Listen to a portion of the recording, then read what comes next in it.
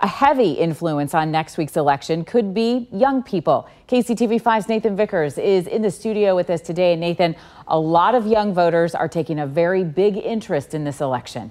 Yeah, Amy, polling experts believe young voters might turn out in record numbers for these midterms. One Harvard study predicts more than a third of Americans 18 to 29 will cast a ballot on Tuesday. Now, a Johnson County College student told us why it was important for her to make a trip home to visit the polls. Voting in her first November election is a must for Hannah Nuss.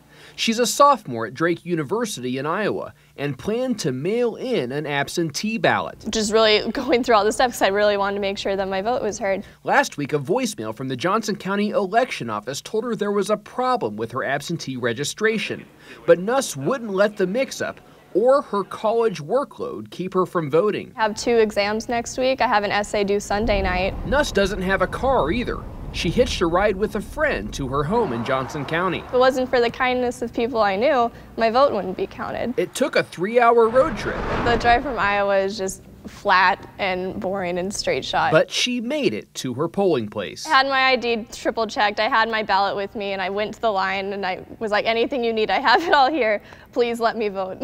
Her mom snapped photos of her successfully voting in person. It was a nice surprise and got to come home last night and talk to her and hang out with her today and take her to vote. Nuss is 19. She's passionate about this particular election. We're listening, we're paying attention. And she's encouraging other young people to cast their vote, even if it means a long trip home. If I can do it, you can do it.